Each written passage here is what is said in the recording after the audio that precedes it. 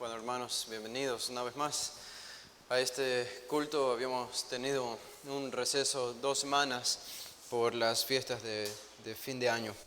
Y bueno, retomamos lo que hemos venido estudiando y no hay nada mejor para nosotros que enfocarnos el día domingo especialmente en lo que enseña el Señor, en su palabra, en medio de las cosas que están sucediendo en el mundo y cosas que pueden distraernos y que pueden desalentar a algunos creyentes. Nosotros tenemos que volver nuestra mirada a la luz de su palabra para recibir ánimo, fortaleza en ella. Y vamos a hacer eso en esta tarde. Y les invito a abrir sus Biblias en Lucas, el capítulo 11. Vamos a retomar nuestra serie de Lucas también en esta tarde.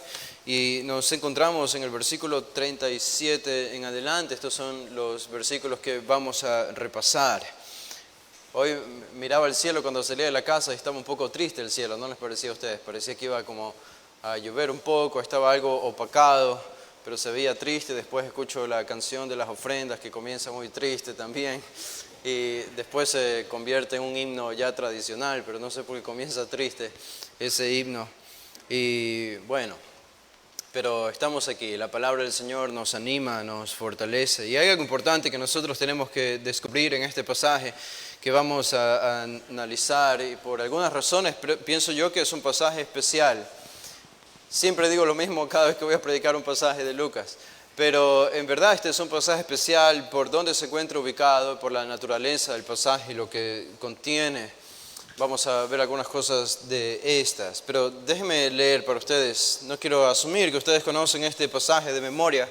En Lucas el capítulo 11, versículo 37 en adelante, voy a leer todo el pasaje. Hoy no vamos a cubrir todo el pasaje, pero quiero leer toda la idea completa. Dice Lucas 11, 37.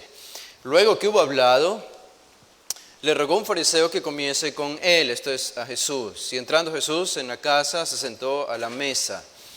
Y el fariseo, cuando lo vio, se extrañó de que no se hubiese lavado antes de comer. Pero el Señor le dijo: ahora bien, vosotros los fariseos limpiáis lo de fuera del vaso y del plato, pero por dentro estáis llenos de rapacidad y de maldad. Necios, el que hizo lo de fuera, ¿no hizo también lo de adentro? Pero dad limosna de lo que tenéis y entonces todo os será limpio. Mas ay de vosotros, fariseos, que diezmáis la mente y la ruda y toda hortaliza y pasáis por alto la justicia y el amor de Dios. Esto será necesario hacer sin dejar aquello. Ay de vosotros, fariseos, que amáis las primeras sillas en las sinagogas y las salutaciones en las plazas. Ay de vosotros, escribas y fariseos hipócritas, que sois como sepulcros que no se ven, y los hombres que andan encima no lo saben. Respondiendo uno de los intérpretes de la ley, le dijo: Maestro, cuando dices esto, también nos afrentas a nosotros. Estos son los intérpretes de la ley, los escribas, un grupo diferente al de los fariseos. Bueno, el hombre por gusto abrió su boca, dice el versículo 46, y él dijo: ay de vosotros también, intérpretes de la ley, porque cargáis a los hombres con cargas que no pueden llevar, pero vosotros ni aun con un dedo las tocáis. Ay de vosotros que edificáis los sepulcros de los profetas, a quienes mataron vuestros padres, de modo que sois testigos y consentidores de los hechos de vuestros padres, porque la verdad ellos mataron y vosotros edificáis los sepulcros. Por eso la sabiduría de Dios también dijo: les enviaré profetas y apóstoles, y de ellos a unos matarán y a otros perseguirán, para que se demande de esta generación la sangre de todos los profetas que se ha derramado desde la fundación del mundo, desde la sangre de Abel hasta la sangre de Zacarías, que murió entre el altar y el templo. Sí os digo que será demandada de esta generación. Ay de vosotros, intérpretes de la ley, porque habéis quitado la llave de la ciencia. Vosotros mismos no entrasteis, y a los que entraban se lo impedisteis. Diciéndoles él estas cosas, los escribas y los fariseos comenzaron a estrecharle en gran manera y a provocarle a que hablase de muchas cosas, y acechándole y procurando cazar alguna palabra de su boca para acusarle. Este es un pasaje extenso, como decía, no lo vamos a cubrir todo en esta tarde, pero aquí tenemos esencialmente la sentencia de Jesús contra el grupo religioso élite de su tiempo, que eran los fariseos y los escribas. Ellos básicamente tenían el monopolio religioso de la religión judía, entre todos los judíos de Palestina. Ellos habían determinado cuáles eran las creencias que debían creer, debían seguir los judíos. Ellos habían determinado cuáles eran las prácticas religiosas que debían seguir los judíos. No había un grupo más popular y más influyente que los fariseos y los escribas que le acompañaban también en medio de la sociedad de Jesús. Y este es un pasaje especial, decía hace unos segundos, porque tiene algunas características que lo hacen único. Pienso yo, analizando todo el Evangelio de Lucas, tenemos 24 capítulos en este Evangelio. En este pasaje particular tenemos la denuncia de Jesús más dura contra los fariseos en todo el Evangelio de Lucas. No vamos a encontrar palabras más duras, directas de Jesús contra los fariseos y escribas que en este texto que nosotros vamos a estudiar. La denuncia también más larga de Jesús contra los fariseos en el Evangelio de Lucas. Ahora, seguro Jesús habló contra los fariseos en otros textos del Evangelio de Lucas y más hacia el final, pero esta es la más extensa que tenemos. Esta es la más detallada, la más minuciosa. Es como si Jesús hubiese querido detallar con más minuciosidad cuáles eran las características de la falsa religión de los fariseos y por qué los consideraba como gente mala. Este pasaje también, aquí encontramos que esta es la denuncia más clara y directa de Jesús. En otras palabras, hay una ausencia de algo que nos llama la atención y que es característico del Evangelio de Lucas. Si ustedes siguen leyendo desde el capítulo 14, 15 en adelante, ustedes van a encontrar muchas parábolas en el Evangelio de Lucas. Y en muchas de estas parábolas, casi si no todas, Jesús las enseña para hablar contra y denunciar de manera velada por medio de las parábolas la falsa religión de los fariseos. Pero esas son parábolas. Y este pasaje nos llama la atención porque hay una ausencia de parábolas. Jesús no habla figuradamente. Jesús no habla simbólicamente, no habla en sombras. No habla veladamente. Jesús habla de manera directa y usando palabras directas, incluso usando lo que algunos podrían pensar, aunque no lo es, un insulto. En el versículo 40 les dicen necios. Este es un texto muy, muy directo y claro. Y otra característica más de este pasaje que pienso lo hace único en el Evangelio de Lucas esta es la denuncia de Jesús a los fariseos más privada que tenemos en todo el Evangelio de Lucas. Jesús estaba en casa de un fariseo, es lo que nos dice la ocasión. Versículo 37, esta es la invitación que él recibió de un fariseo. Jesús estaba en casa de un fariseo rodeado de fariseos y de escribas. Lo más probable es que sus discípulos no estaban allí, no aparecen y ni figuran en ningún lugar de este pasaje sus discípulos. Los fariseos eran los archienemigos de Jesús. Ambos sabían esto, Jesús sabía eso, los fariseos sabían que Jesús era su archienemigo, así los consideraban. Pero allí estaba Jesús en casa de un fariseo, sentado, rodeado de fariseos. Esta es la denuncia entonces de Jesús más privada que tenemos en todo el Evangelio. Y algo interesante me parece a mí es que encontramos este pasaje justo casi en la mitad del Evangelio de Lucas. Son 24 capítulos, 12, llegando casi al capítulo 12, que sería la mitad. Al final del capítulo 11 tenemos este texto. Esta es la última denuncia directa, sin parábolas, de Jesús a los fariseos.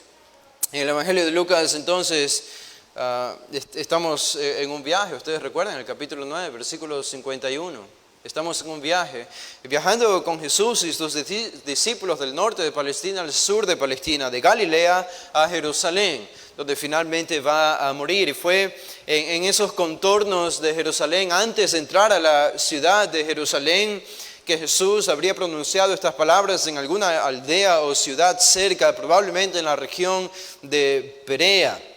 Y no fue la única vez que Jesús resolvió denunciar a los fariseos de esta manera.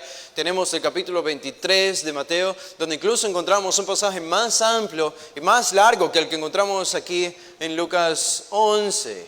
Y la diferencia es que Jesús pronunció esas palabras en Mateo 23 cuando ya estaba dentro de Jerusalén. Dentro de Jerusalén.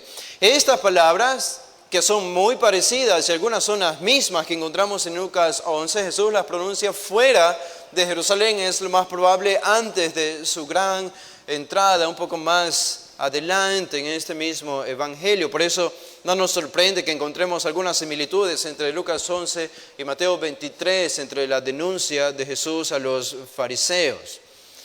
Ahora nos damos cuenta de la disputa que inició en el versículo 14. Esto no es el encuentro inicial entre Jesús y los fariseos.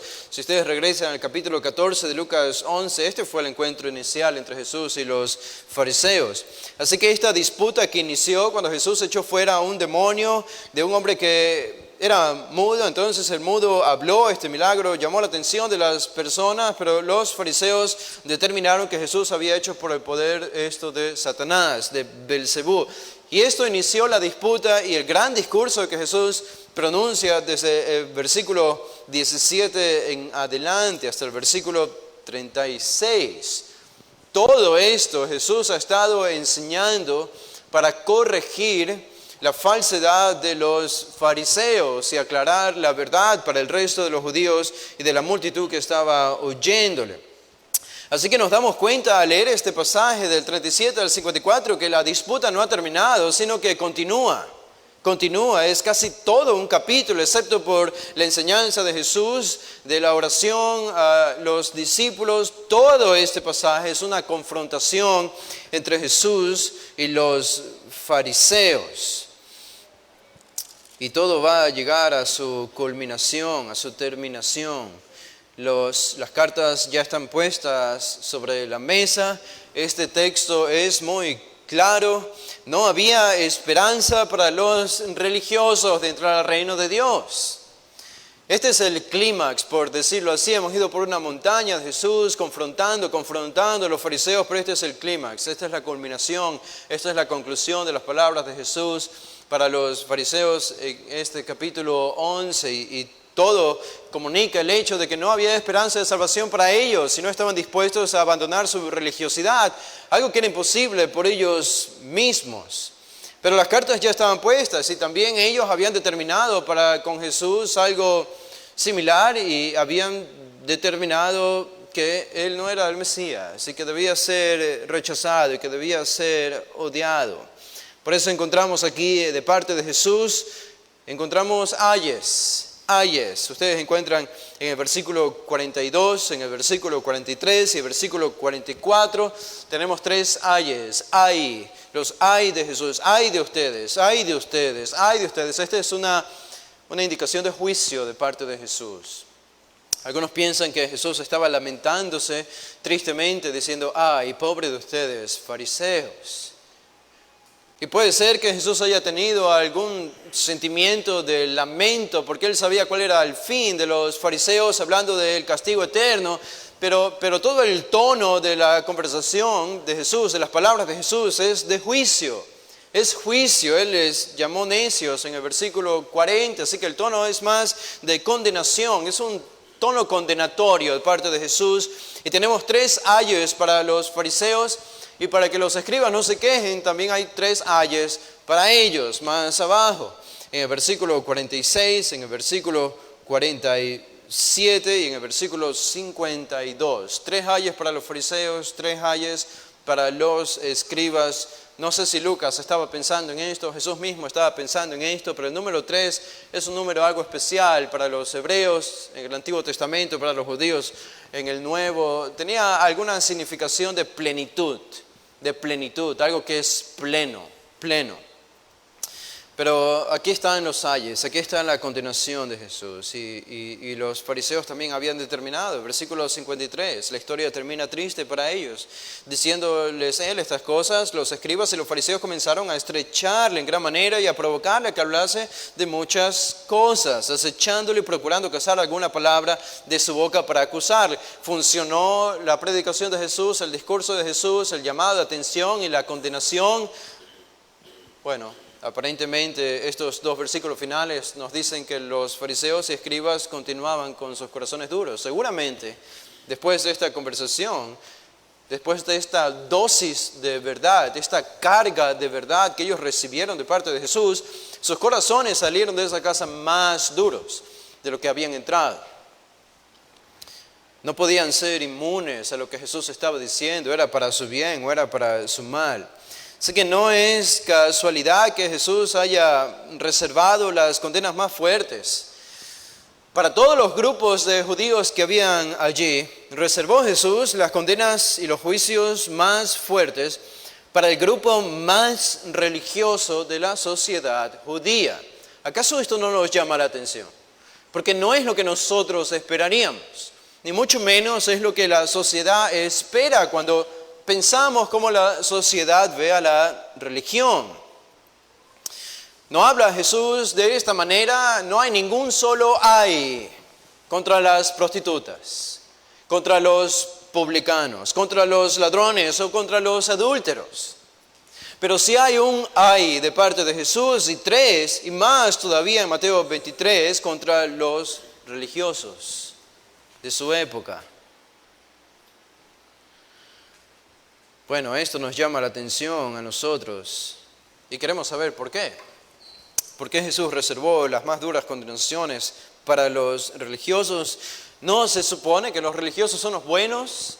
¿No se supone que los inmorales son los malos? Bueno, no era como pensaba Jesús, es como la sociedad piensa, pero Jesús no pensaba así. Notan, Jesús tenía una perspectiva de la religión muy diferente a como la sociedad piensa acerca de la religión. Para la sociedad la religión es algo bueno. La religión es algo encomiable, la religión puede reformarte, la religión puede sacarte de las prácticas más viles que uno puede entrometerse. La religión es el epítome de la moralidad humana, es la meta a seguir, es la culminación de una vida de esfuerzo. La religión hay que seguirla, la religión hay que alabarla. Pero Jesús tenía un pensamiento muy, muy diferente a esto. Y él sabía por qué. Porque la religión es en sí misma, y esto es algo que Jesús va a recalcar en este pasaje, la religión es en sí misma hipócrita. La religión produce hipocresía. Si ya venimos de fábrica con un corazón hipócrita, imaginen lo que puede hacer la religión en un corazón como el nuestro. La religión hace los corazones más hipócritas. Su hipocresía es una blasfemia mayor contra el carácter de Dios. Porque un religioso que no ha sido transformado internamente, sino que vive externamente con una religión de apariencia nada más, es imposible que niegue su inmoralidad interna. Este hombre sigue siendo un inmoral.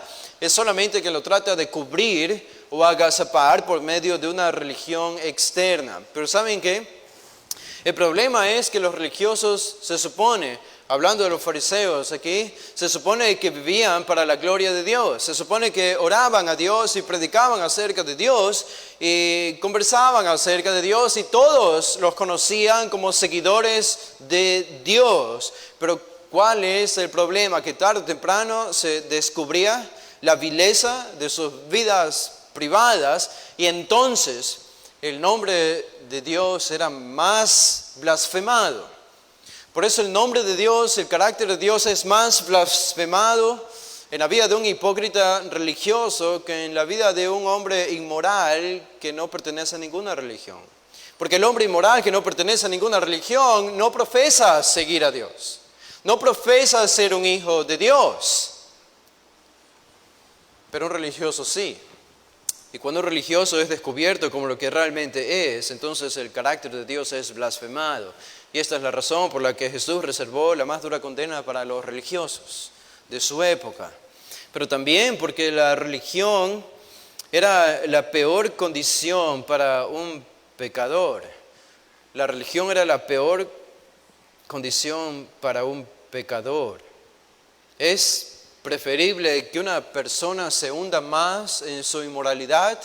Es preferible que una persona se hunda más en su pecado. Yo sé que suena locura esto, pero es la verdad. Es preferible eso a que esta persona vaya a caer en los brazos de una religión, donde aparentemente se reforma externamente, donde aparentemente renuncia a todos los vicios viles de su vida. Esto es peor caer en la religión, en la religiosidad. ¿Por qué? Porque la religión te dice que tú eres bueno. Y no hay peor cosa que tú le puedas decir a una persona que no ha nacido de nuevo que es buena. Eso condena a las personas. Por eso desde aquí de la iglesia advertimos tanto y de tantas maneras contra la falsa predicación del evangelio, la predicación superficial, porque es básicamente eso lo que hacen, decirle al que es bueno o al que es malo, decirle que es bueno y que ya es salvo. Cuando la persona entonces piensa que es buena porque es religiosa, no tiene nada de qué avergonzarse, no tiene nada de qué humillarse, no tiene nada de qué arrepentirse. Puede ser que haya cometido algunos errores porque él sabe que ha hecho cosas malas en su vida, pero no es como las demás personas, no es como los criminales, no es como los inmorales de allá afuera. Entonces no tiene nada de qué arrepentirse, nada de qué humillarse ante Dios. Y cuando una persona piensa así, está perdiendo la oportunidad de ser salvo. Y también Jesús reservó, por último, la condenación más fuerte contra la religión, contra los fariseos, porque la religión tiene el poder de engañar a la sociedad con un manto de santidad aparente que solo lleva al infierno. Claro, ¿qué es lo que hace la religión? Predicar acerca de Dios, predicar que tenemos que practicar cosas buenas y que tenemos que ser buenos. ¿Quién en nuestra sociedad puede oponerse a esto? Por eso nuestra sociedad no se opone a la religión. Pero nosotros, como evangélicos, porque entendemos el mensaje de Jesús, tenemos que oponernos a la religión, a la religiosidad. Bueno, no es lo mismo religión que religiosidad. Lo malo es la religiosidad. Las religiones del mundo son malas. Hay una sola religión verdadera que es la religión cristiana y bíblica, pero la religiosidad tiene este poder de engañar a la sociedad prometiendo el cielo cuando el final del camino solo les lleva al infierno. ¿Cuántos judíos estaban metidos en este problema en el tiempo de Jesús? Siguiendo a los fariseos, viendo a los fariseos como el modelo que tenían que seguir y el único que tenían acerca de la verdadera santidad y la verdadera adoración a Dios. Jesús entendía lo que estaba en juego aquí. Era la religión de toda una nación. Era casi el destino eterno de toda una nación.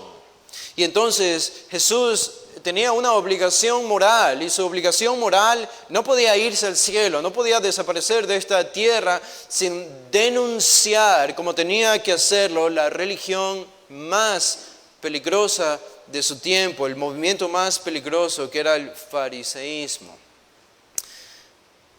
Como alguien decía, alguien habría asumido fácilmente que de todos los grupos que estaban en la sociedad judía en el tiempo de Jesús, Jesús habría sido atraído a los fariseos, porque eran los más devotos, porque eran los más santos externamente, porque eran los que seguían la ley de manera más rígida. Y sin embargo fue el grupo que Jesús más condenó, más que cualquier otro grupo. Esto es muy, muy interesante. La religiosidad está en todos lados. No es institucionalizada solamente de parte de las religiones. La religiosidad puede estar en la iglesia evangélica. De hecho está en la iglesia evangélica. Y lo que dice Jesús aquí, lo que va a enseñar es tan importante para ellos, los religiosos, como para nosotros, los evangélicos, que podríamos caer en la religiosidad. Ahora, ¿qué significa esto? Noten lo que dice el versículo 37. En el versículo 37 y 38, parte del 38, pero el versículo 37, Lucas nos introduce a la ocasión aquí. ¿Cuál es la ocasión que provocó todo esto? Dice el versículo 37, luego que hubo hablado, le rogó un fariseo que comiese con él. Luego que hubo hablado, marca un tiempo contemporáneo, es decir, la invitación del fariseo llegó al mismo tiempo que Jesús estaba casi terminando ya su discurso anterior, el discurso que nosotros ya hemos estudiado en todo el capítulo 11 y particularmente los versículos 33 al 36. Esto indica que el fariseo entonces estuvo presente en el discurso anterior de Jesús. Él no fue ajeno a las palabras de Jesús, que Jesús había hablado contra los fariseos. Quizá este fariseo había estado allí desde el versículo 14 en adelante. Probablemente él vio el milagro que Jesús hizo cuando expulsó el demonio del hombre que estaba mudo. Quizá este fariseo fue uno de los que acusó a Jesús de hacer milagros por el poder de Belcebú. No sabemos. Lucas no nos dice eso. Estas son solo sugerencias, pero no sabemos con exactitud. Pero algo que nos llama la atención es la prontitud con la que este fariseo invita a Jesús a comer con él en su casa. Luego que hubo hablado, podríamos decir también literalmente, al haber hablado, le pidió un fariseo que comiese con él. Hay una prontitud aquí, una invitación que nos sorprende porque es un fariseo invitando a Jesús. Y después de todas las palabras que Jesús ha dicho en contra de los fariseos, en este mismo pasaje, ustedes recuerdan, Jesús les llamó generación mala, generación mala. Jesús se defendió de la acusación de ellos. Jesús habló acerca del poder de los demonios, cómo se habían apoderado de esa generación que estaba desvirtuada de todo poder divino. Jesús los comparó a gente pagana en el Antiguo Testamento y les dijo básicamente que estos paganos eran mejores que ellos, o que estos paganos, los de Nínive y la reina del sur, estaban más cerca de Dios y del reino de Dios que los mismos fariseos. Eran palabras duras de digerir, y más aún lo que tenemos en el versículo 33 al 36. Pero aún así, llama entonces la atención que el fariseo le haya invitado a Jesús a comer. Algunos incluso piensan, estaba leyendo un comentarista que decía, debido a esto, él pensaba no era posible que esto ocurrió el mismo día, que la invitación del fariseo llegó cuando Jesús terminó esas palabras, porque obviamente el fariseo habría estado enojado con las palabras de Jesús, por decirlo menos, así que esto tuvo que haber ocurrido algún otro día y en alguna otra ocasión. Pero yo pienso que ocurrió ese mismo día y esa misma ocasión, y esto solo demuestra una cosa. Esto solo demuestra una cosa, que el corazón de los fariseos se había vuelto inmune a los discursos de Jesús, a los llamados al arrepentimiento y a las condenas de Jesús. Ni siquiera estoy seguro si ellos estaban entendiendo lo que Jesús decía, pero sus corazones se habían vuelto tan inmunes que el fariseo estaba dispuesto a invitarle a comer a su casa a Jesús, aún después de todo lo que él había dicho contra él mismo. Hay algo más que llama la atención aquí en este texto, y es el hecho de que Jesús invitó o recibió la invitación y la aceptó sin ningún problema. Reina Valera hace un poco la frase un poco más extensa de lo que realmente es. Reina Valera dice, la segunda parte del versículo 37, y entrando Jesús en la casa, se sentó a la mesa. Bueno, algunas palabras allí que no están en los manuscritos originales. Lo que dice esencialmente son dos verbos que aparecen aquí, es y entrando se sentó. Eso es todo lo que dice el original. Y entrando se sentó. Y la palabra sentó no es sentó literalmente, sino se reclinó. Se reclinó. Sé que hay algo también entonces que nos llama la atención, no solo la invitación del fariseo, sino aún más todavía el hecho de que Jesús haya aceptado esta invitación. La prontitud con la que llega la petición y la prontitud con la que Jesús la recibe. Y Lucas nos dice cuál era el propósito de esta invitación. El fariseo le pidió que comiese con él, que comiese con él. Esta palabra comiese es una indicación, porque hay dos palabras para comer en el griego entre la costumbre de los judíos. Y esta palabra para comer indica que esta era una comida en alguna hora en la mañana o al mediodía, porque había otra palabra que es deipnon, que se usaba para la cena en la tarde antes del anochecer. Esta es la palabra aristao, que es o indica una comida que nosotros llamaríamos almuerzo o desayuno o un brunch, como dirían en Estados Unidos. Hay una especie de mezcla entre desayuno y almuerzo. Allí estaba Jesús, entonces estaba en el pleno del día. El día era cansado, el sol estaba en su pico más alto. Esto provocaba el hambre y el cansancio de las personas. Jesús había terminado de dar un discurso, así que lo natural era ir a una casa para cubrirse del sol, descansar un poco, comer y conversar. Este fariseo pensó entonces que era la ocasión perfecta para invitar a Jesús. Recuerdo cuando estaba en España en el 2012, tienen una práctica y una costumbre particular los españoles. No sé si es en toda España, por lo menos en el pueblo donde estábamos, se comía a las 12 del mediodía, como en todos los lugares, pero después de esto toda la gente y todos los negocios cerraban, literalmente, todo estaba cerrado, las calles eran fantasmas, porque todos los españoles de ese pueblo iban a sus casas a tomar una siesta y a descansar después del almuerzo. Y eso lo hacían por 4 horas. 4 horas descansando en la casa de 12 a 4 y a las 4 de la tarde regresaban a sus negocios, los abrían y trabajaban hasta alguna hora de la noche.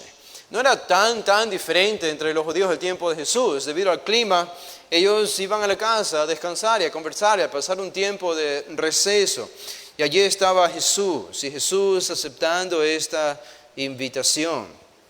No sé si el fariseo tenía pensado ponerle una trampa a Jesús. Lucas no nos dice eso. No sé si el fariseo estaba pensando que probablemente Jesús tenía alguna verdad que él quería descubrir en él. Lo que sí es seguro es que este fariseo no era un Nicodemo. Porque si hubiese sido como Nicodemo y hubiese querido encontrar la verdad en Jesús, habría hecho un acercamiento a Jesús un poco más secreto y escondido. No habría invitado a sus amigos fariseos a la casa, porque el mismo hecho de él asociarse con Jesús le habría traído vergüenza y rechazo de sus otros compañeros fariseos. Y todo el pasaje nos muestra que este fariseo estaba acompañado de otros fariseos y de otros escribas. Lo que me dice a mí que quizá no estaba tan empeñado en buscar la verdad como Nicodemo, que porque buscaba la verdad se reunió en secreto con Jesús. Quizá estaba algo curioso acerca de Jesús. Estaban allí para observar a Jesús, cómo Jesús se comportaba en medio de una sociedad controlada por la religiosidad farisaica. Probablemente ver qué Jesús no hacía y qué sí hacía, qué decía y qué no decía. Quizá había algo de curiosidad en este hombre. Pero Jesús aceptó esta invitación. Y pienso que nosotros podemos pensar en algo importante aquí para nosotros. Jesús no arrolló de su responsabilidad de siempre decir la verdad. Él sabía que estaba entrando en la boca del lobo. Él sabía que estaba siendo invitado por su archienemigo, rodeado de archienemigos como los fariseos, a los que ya había denunciado antes. Él sabía lo que los fariseos pensaban de él. Él sabía cada vez que los fariseos querían ponerle una trampa. Pero Jesús no dijo no a la invitación. Jesús rara vez dijo no. De hecho, los mismos fariseos lo acusaban de ser un bebedor y comedor, porque con frecuencia se lo encontraba en reuniones o en fiestas con pecadores, allí en la mesa conversando con ellos, pero no solo con ese tipo de personas, sino aquí también con los religiosos. Por lo menos en 3 ocasiones encontramos en el Evangelio de Lucas que Jesús aceptó la invitación de un fariseo a comer en su casa. Noten, estos eran los enemigos de Jesús, los que odiaban a Jesús, pero Jesús no dijo no. Jesús fue a su casa porque él sabía que tenía que predicarles la verdad. Él era la verdad encarnada. El ministerio de Jesús no se trataba de sentimentalismo. Cuando estuvo allí, no los trató sentimentalmente a los fariseos. Si él aceptó la invitación de un pecador, entonces él tenía que descubrir de alguna manera ese pecado.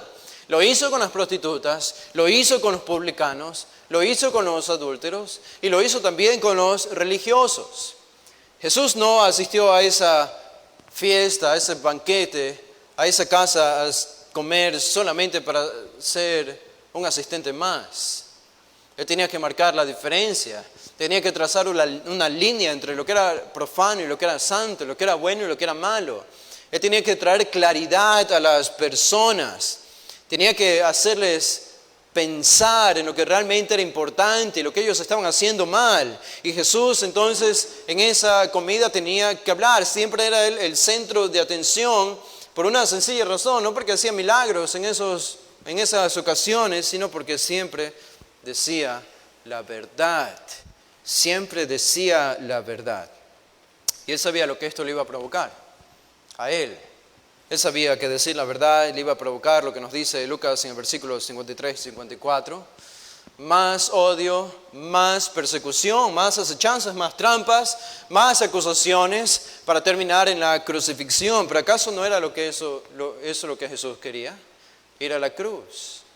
Así que en medio de las situaciones adversas para él eran solamente oportunidades para ser aprovechadas y comunicar el Evangelio y comunicar la verdad. Bueno, Jesús entonces estaba allí. Este es el escenario. Hay una cosa más, este versículo 37, una cosa más. Tenemos que avanzar por lo menos hasta el 38, aunque mi plan era hasta el 40, 41. Pero vamos a avanzar, pienso, más de lo que tenemos. Pero en el versículo 37, Lucas dice algo que usualmente no dice. Lucas nos da un detalle de esta cena, de esta comida, que usualmente no menciona en sus relatos. Y es que dice al final del versículo 37, y entrando se sentó o se reclinó. Ustedes saben, se reclinaban, esto indica que no habían sillas en esa casa, sino que eran colchones o especie de camas.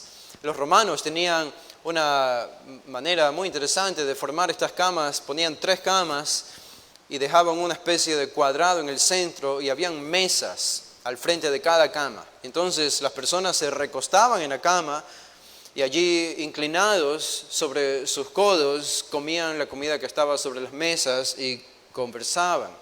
De hecho, de esta práctica en el mundo griego, es de esta práctica que nació la palabra simposio. Simposio, que es un lugar o una reunión donde se habla acerca de algún tema importante y donde son invitadas muchas personas o gente intelectual. Incluso en la iglesia a veces se hacen simposios teológicos para hablar acerca de temas teológicos profundos. Nació de allí porque era la costumbre. Si te reúnes a comer con todo el acceso que ellos tenían a la comida, a un colchón reclinable, a una cama y la conversación y el tiempo disponible sin estar apresurados. Lo natural es que hayan detenido ellos a conversar acerca de diferentes temas y acerca de diferentes cuestiones, y esta fue la ocasión. Pero Jesús entrando se sentó. Esto no nos llama la atención porque nosotros no tenemos una conciencia religiosa. No tenemos una conciencia, más específicamente hablando, farisea. Para nosotros es tan natural que una persona entre en la casa y se siente o se reclina a comer. Pero hay algo que falta. En la conciencia farisea esto era casi como un crimen. Pero aquí hay algo que falta aquí. Es por eso que Lucas nos dice que Jesús simplemente entrando se sentó. Y intencionalmente Lucas nos dice que hay algo que Jesús no hizo entre entrar a la casa y antes de reclinarse. Y es lo que llamó la atención del fariseo en el versículo 38. Dice el versículo 38. El fariseo, cuando lo vio, se extrañó o se maravilló de que no se hubiese lavado antes de comer. Esta era la purificación, este era el rito y la ceremonia que Jesús no practicó al entrar a la casa del fariseo. A propósito, no encontramos una bienvenida a Jesús en este lugar. No hay un beso para Jesús. No hay un lavado de pies para Jesús. No hay una bienvenida reverencial para Jesús. Por lo menos no aparece aquí, pero lo más probable es que no haya habido esta especie de bienvenida a Jesús en la casa. Todo lo que había era una preocupación por si Jesús se iba a amoldar a las prácticas religiosas de los fariseos o no. Esto es todo lo que a ellos les interesaba hacer. Esto es lo que estaban haciendo. En el versículo 38, cuando lo vio, esto es lo que hacían. Estaban viendo a Jesús. Estaban observando. Querían saber más de Él y cómo se comportaría en diferentes situaciones sociales y religiosas. Esto llamó entonces la atención del fariseo. Llamó la atención no que Jesús estaba allí, no que el Hijo de Dios estaba en su casa, no que el Dios hecho hombre había llegado a visitarle. con tanta misericordia, ofreciendo una esperanza de salvación. Todo lo que importaba para ellos era si Él se sujetaba a sus leyes rígidas y ridículas, como lavarse las manos antes de comer. Esto no tiene nada que ver con higiene, no se trata de higiene. No es la idea de que para ellos era tan importante lavarse las manos porque estaban sucias antes de comer. Esto tiene que ver con un ritual ceremonial que ellos habían añadido a la ley del Antiguo Testamento, que el Antiguo Testamento no enseñaba, pero que ellos habían añadido. Y esto era lo importante para ellos. Y yo me pongo a pensar cuando en el Antiguo Testamento Abraham recibió a los ángeles, cómo se apresuró para ir a los ángeles porque sabía que eran divinos y prontamente les preparó un banquete y los recibió con suma reverencia porque sabían que eran ángeles y que venían del cielo. Y lo mismo Lot en la ciudad de Sodoma cuando fue visitado por los ángeles. Una bienvenida reverente y protección para sus huéspedes porque él sabía que eran divinos. Suma reverencia porque eran enviados de Dios. Y aquí tenemos al mismo Dios entrando en la casa de un fariseo, en la persona de Jesús. Y todo lo que les ocupa la mente era si Él se iba a sujetar a sus leyes rígidas y religiosas. Esto es lo que hace la religión, ciega los ojos del corazón. Los ciega de tal manera y los engaña de tal manera que cuando ven a Dios piensan que es Satanás. Y cuando ven a Satanás piensan que es Dios. Esto es lo que Jesús les dijo en este mismo pasaje. Ellos acusaron a Jesús de hacer milagros por Belcebú. Vieron a Jesús y dijeron, este es de Satanás. Ven a Dios y dicen, es Satanás. Y cuando ven a Satanás dicen, es Dios. Esto es lo que hace la religión. Jesús les dijo, ustedes son hijos del diablo en Juan 8. Porque hacen la voluntad de su padre, Satanás. La religión entonces ciega a las personas y algo más que encontramos en este versículo 38 que hace la religiosidad es que se enfoca en los símbolos. Se enfoca en los símbolos, en los rituales. No es casualidad que todas las religiones de este mundo, todas, sin ningún tipo de excepción, son ritualistas en su naturaleza. ¿Se han fijado en eso? Los católicos romanos tienen rituales. Los musulmanes, el Islam, tienen rituales. Todos tienen rituales. Podríamos mencionar los hindúes, los budistas. Todas las mayores religiones tienen rituales. ¿Por qué esto es así? Bueno, esto es así porque ellos saben que no viven experiencia real, que es interna. Ellos saben que dentro no hay nada. Que el interior de ellos está vacío. Completamente vacío de toda vida de Dios. Entonces, para engañarse a sí mismos y calmar un poco de sus propias conciencias y para prometer una fachada al mundo que ve desde afuera, tienen que llenarse de ceremonias, tienen que llenarse de rituales, tienen que imponer algo externo a su religión, porque no hay nada en el interior. Entonces tienen que enfocarse en el exterior. Esta es la naturaleza de toda religión falsa, de la religiosidad. Los fariseos no eran la excepción. Tenían ridículas leyes acerca de lavarse las manos. ¿Por qué pensaban que debían lavarse las manos? Porque pensaban que las manos podían contagiarse o contaminarse. Podían quedar impuras al estar en contacto con otros judíos que probablemente eran impuros, o al estar en contacto con paganos allá en la sociedad, o cuando iban al mercado tocar objetos o comida que había sido tocada por personas que habrían sido impuras. Entonces ellos no sabían, y por eso cada vez que llegaban a la casa antes de comer tenían que sujetarse al ritual de la purificación de manos. Y tan ridículo era que tenían una vasija especial preparada para esto. La vasija misma tenía que estar purificada, porque si era una vasija no purificada, entonces no servía. Eso contaminaba el agua y no servía de nada. La vasija tenía que estar entonces purificada, no solo por dentro, sino por fuera también. El agua tenía que estar purificada. y entonces de manera reverente y ceremonial ponían agua sobre sus manos, las sumergían. De hecho esa es la palabra que usó en el versículo 38, dice de que no se hubiese lavado. ¿Saben? Esa palabra lavado en el original es bautismo. Bautismo. El bautismo simplemente significa sumergir. Obviamente no está hablando del bautismo de nosotros en iglesia cristiana, pero es la idea de sumergir las manos. Ellos creían que el agua tenía que llegar hasta cierta medida en la muñeca, no más ni no menos de esto. Y también pensaban que no servía nada si se purificaban la mano izquierda con la mano derecha. Si la mano derecha no estaba purificada, entonces la mano derecha tenía que estar purificada para poder purificar a la izquierda y viceversa.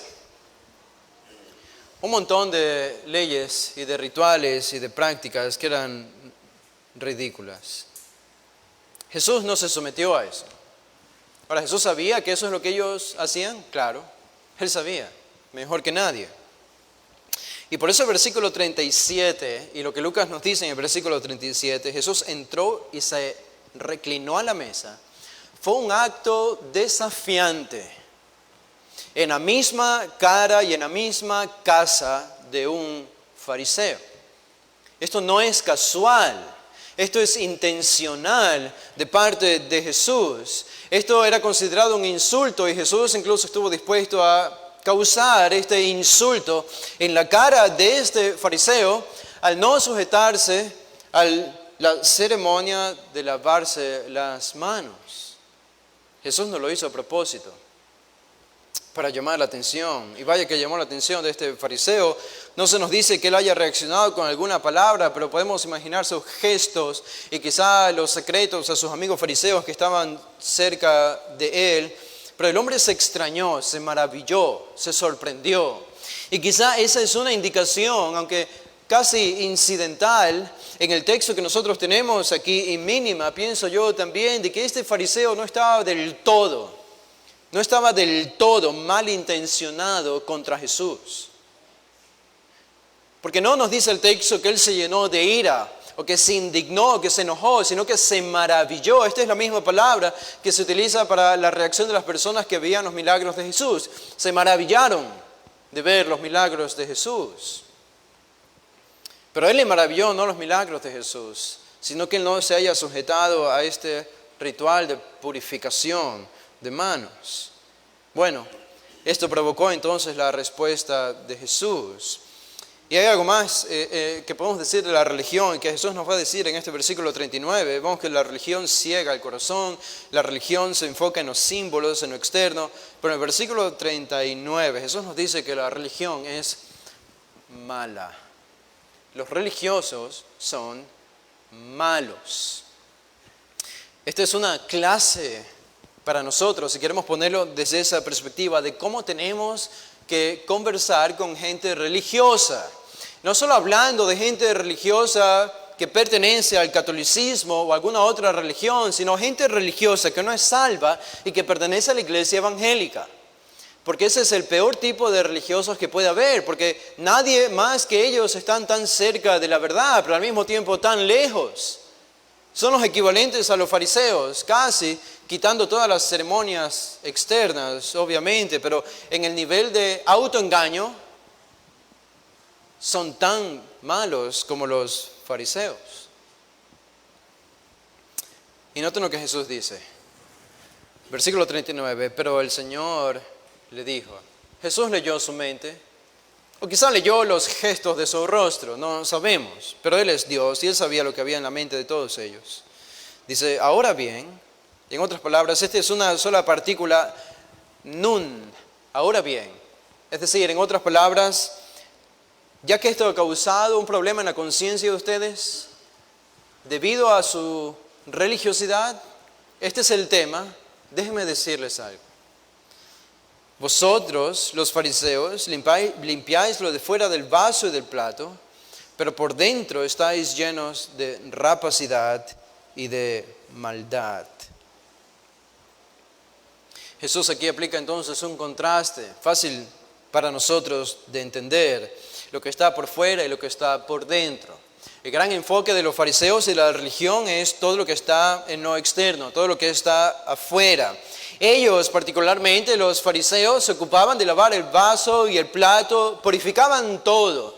Todos, casi los utensilios tenían que ser purificados por medio de agua purificada, por medio de manos que habían sido purificadas antes de comer. Todo tenían que purificarlo por temor a la contaminación ceremonial, ritual. De alguna manera ellos querían extender lo que Dios había dicho en el Antiguo Testamento y había solamente dictaminado para los sacerdotes en el servicio del templo o del tabernáculo, que tenían algunas leyes de purificación. Ellos querían extenderlo a toda la sociedad y querían llevarlo y aplicarlo incluso a los hogares y a la casa privada. Y por eso ellos estaban tan entretejidos en todo lo que era actos de purificación y de ceremonias. Pero Jesús dice algo interesante aquí.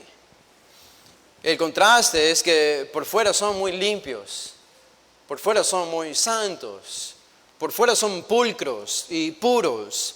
Pero dice Jesús, el contraste es, pero por dentro estáis llenos de rapacidad y de maldad. Jesús no solamente les dice que son malos y rapaces, Él les dice que están llenos. La idea de este verbo es una vasija que ya no puede dar más, que ha llegado a su límite. Creo que los adúlteros, creo que las prostitutas y otros pecadores no llegarían a ese nivel de maldad. Pero Jesús reservó el peor nivel de maldad en esta acusación para los religiosos. Ustedes no solo son malos, ustedes están llenos hasta el tope de maldad. Dos palabras utiliza Jesús aquí para calificar a los fariseos y es rapacidad y maldad. Rapacidad y maldad. Y la palabra rapacidad es una palabra violenta que se utiliza en el Nuevo y en el Antiguo Testamento también. Es la palabra arpageis.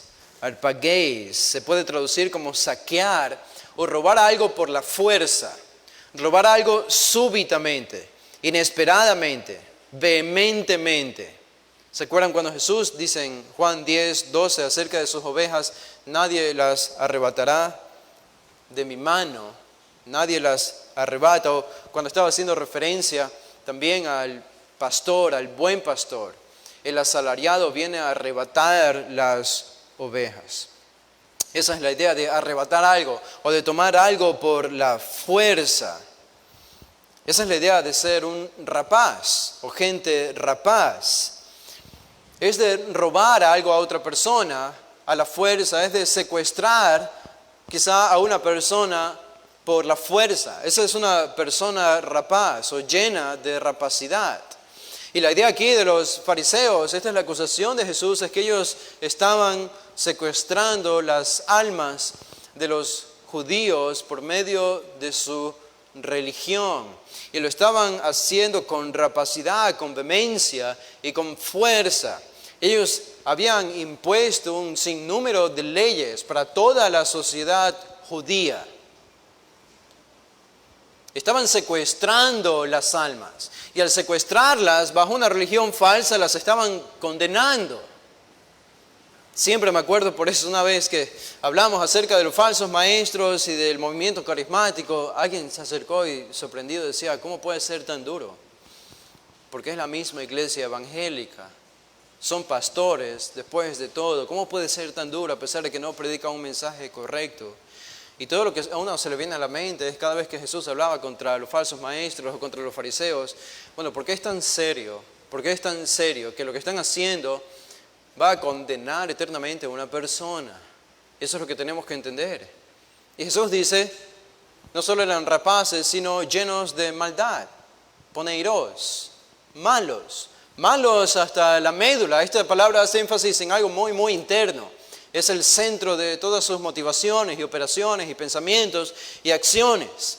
Entonces, todo lo que hacían, toda la bondad que aparentaban tener externamente, todas las ayudas que ofrecían, todos los diezmos que entregaban y las oraciones, llenas del lenguaje bíblico del Antiguo Testamento, que elevaban al Señor públicamente y en privado. Todo lo que hacían en la sinagoga, todas las cosas que enseñaban y todos los sistemas de purificación y todas las ceremonias, lo hacían con esta motivación, porque eran malos hasta la médula y con rapacidad estaban secuestrando las almas de los judíos por medio de su religión. Nadie se atrevería a hablar así de los religiosos el día de hoy. No escuchamos a personas hablar así en contra de la religiosidad, en contra de la religión. Pero este es el verdadero mal. Hoy estamos viviendo en un mundo que es cada vez más secular. Secular significa sin religión. Si ustedes echan una mirada a Europa, Europa es cada vez más secular, Estados Unidos es cada vez más secular y Latinoamérica es cada vez más secular, aunque todavía hay mucha religión católica aquí en nuestro continente. Francia tiene una historia interesante, el país de Francia. No por las cosas buenas que han sucedido, sino por las cosas malas que han sucedido en Francia. Francia, bueno, nuestro hermano Antoine no está aquí, pero él conoce muy bien la historia de su propio país y yo he conversado con él. Y él está de acuerdo con lo que voy a decir, pero Francia se ha dedicado a exterminar la religión de manera general y de manera particular la religión cristiana desde hace siglos. Desde hace siglos. Después de la Reforma, Calvino en Ginebra llegó la palabra y muchos predicadores entrenados por Calvino en Ginebra fueron a Francia a predicar el Evangelio de la Reforma en los siguientes años, en el siguiente siglo.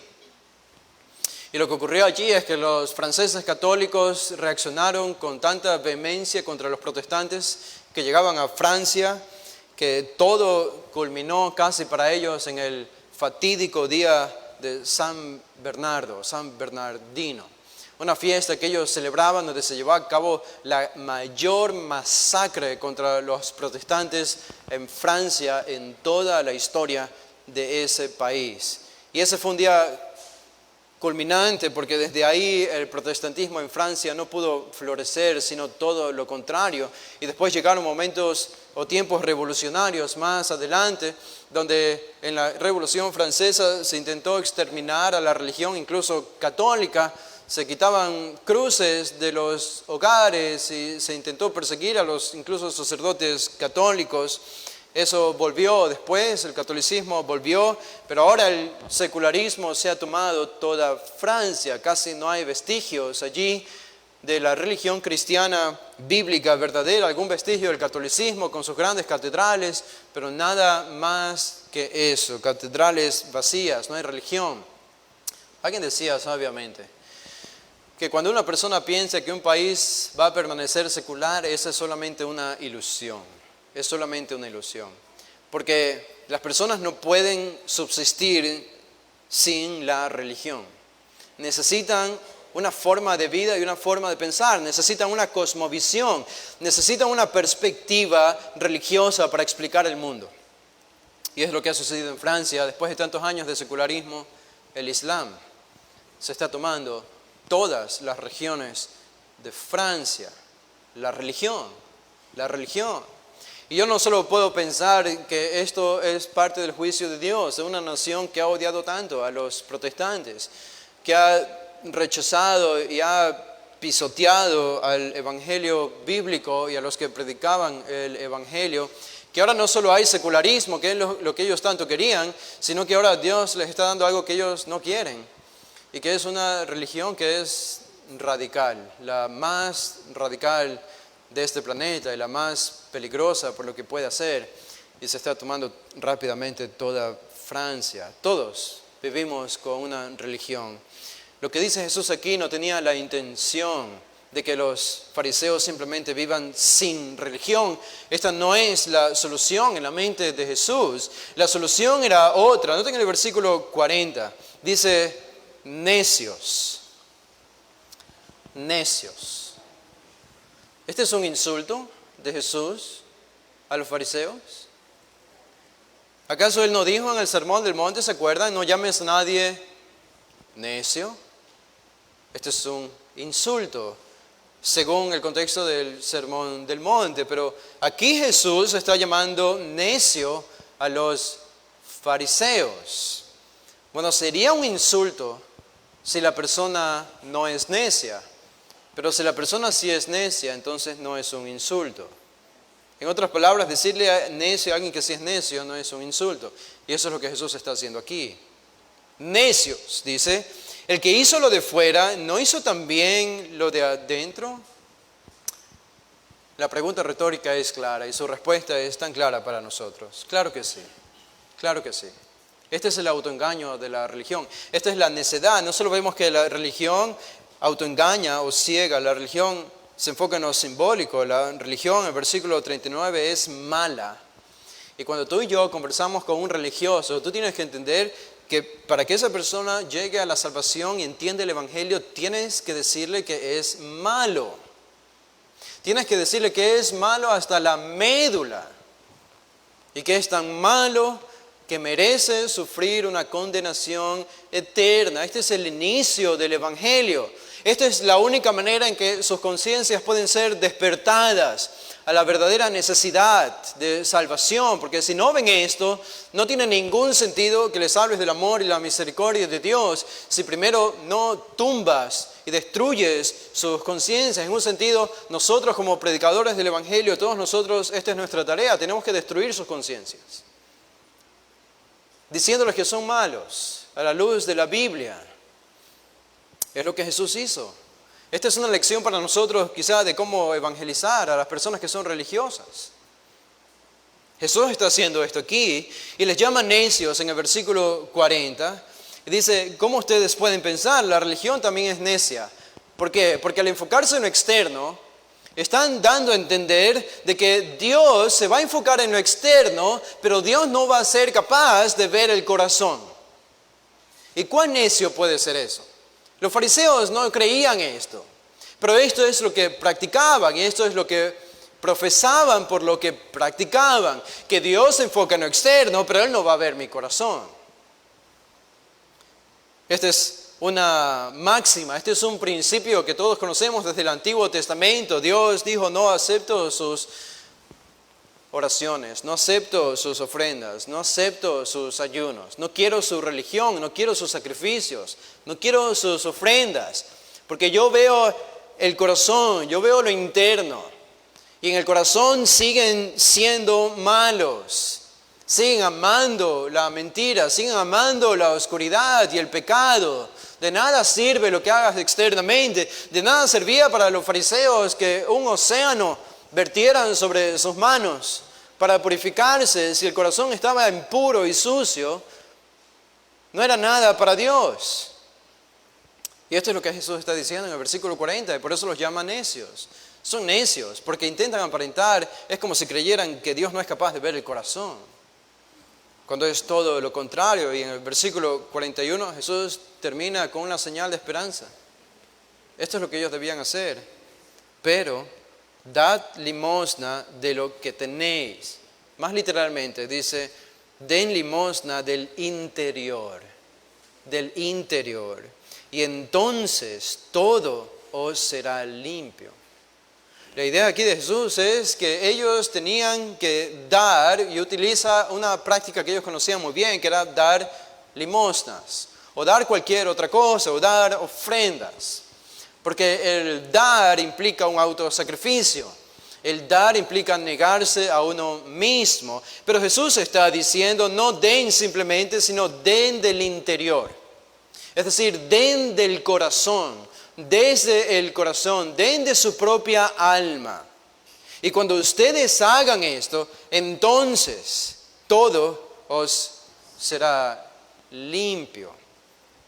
En otras palabras, simplemente Jesús está enseñando que lo que importaba era el corazón y que los actos externos simplemente le iban a seguir al dictamen del corazón. Si ellos solucionaban el problema de su corazón, ellos iban a solucionar el problema externo.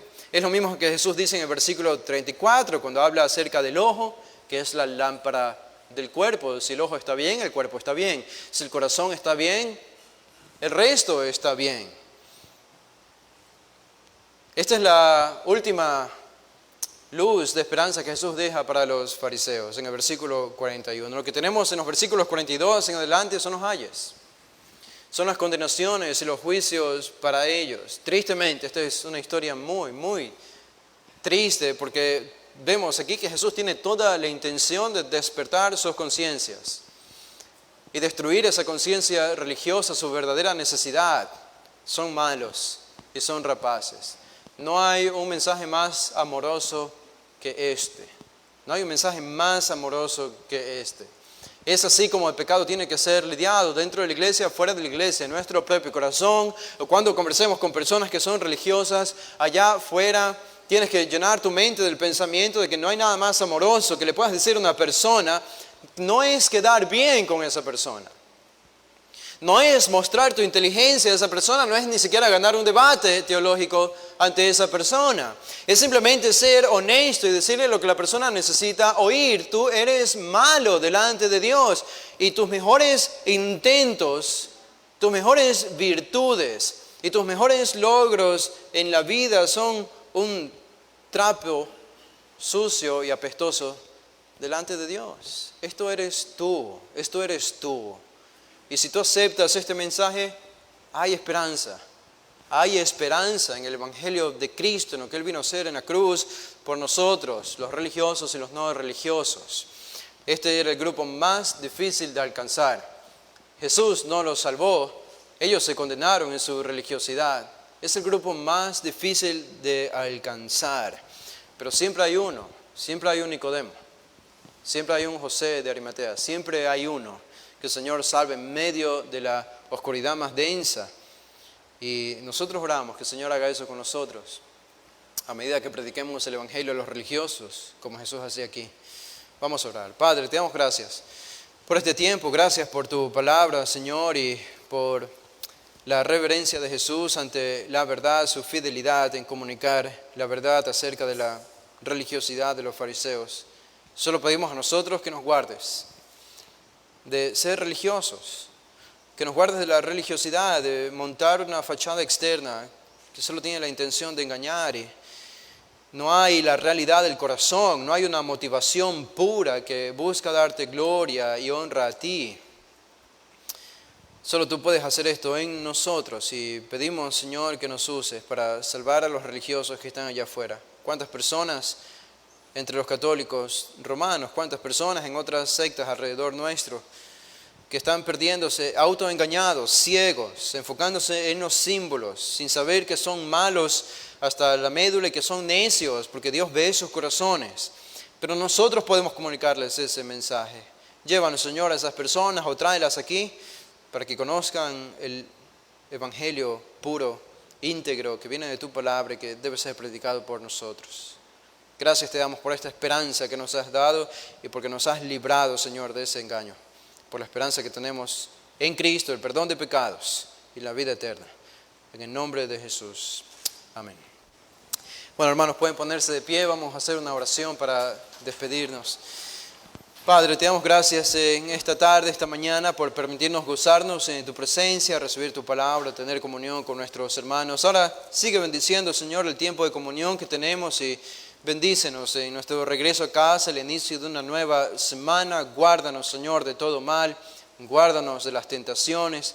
Llena nuestra mente, satura nuestro corazón de tu palabra, de meditaciones que sean profundas, teológicas, que tengan que ver contigo, con tu santidad, con la obra de Cristo. Y que así sea nuestro caminar, Señor, en esta semana. Todo lo encomendamos en tus manos. Lo pedimos en el nombre de Jesús. Amén.